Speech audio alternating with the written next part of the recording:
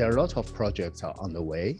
And to be honest, on all those projects, I'm quite optimistic that through the efforts of both sides, they will be accomplished in a very high quality way, in a very timely way, as wished by people on both sides. Every now and then, you could hear some noises, or you could hear some comments from outside on those joint ventures.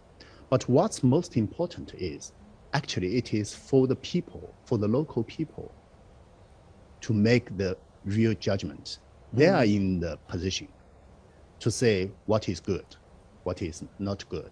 For example, like the Jakarta-Bandung High-Speed Railway, on the one hand, you know that actually that's quite a lot, the flow of goods, the flow of people on this most densely populated area of Indonesia. You know that actually the communication time now from Jakarta to Bandung is more than 3 hours.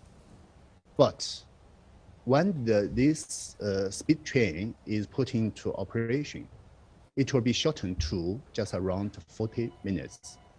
So you know how effectively it could facilitate actually the business, the flow of people in this part of Indonesia. That said, actually the railway per se will create more than 5,000 jobs along this railway. Yeah. Are they Chinese jobs or Indonesian jobs? Definitely, that will be indigenous people. That will be Indonesia jobs. There are very few Chinese technicians involved in the construction. And I can tell you, after the construction, all those technicians and workers with the expertise, definitely they are going back to China. You could see that very often China and all the Asian countries, developing countries in this region, we advocate strongly that our own way of, our own path of development should be respected. We don't want others to pretend that they know us much better than us, than ourselves. We don't want them to dictate us what we should do and we are not supposed to do.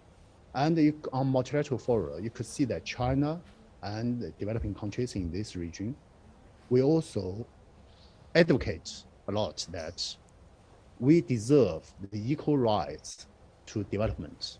We don't want to just be put at the lower end of the industrial chain.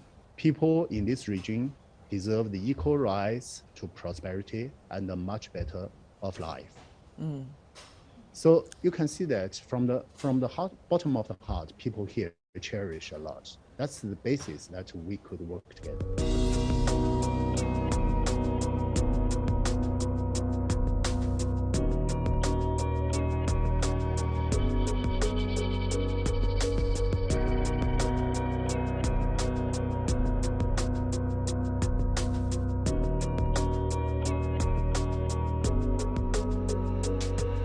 Mr. Ambassador, I would assume from now on, you and your colleagues all in Indonesia are going to be very active preparing for the G20 leaders meeting.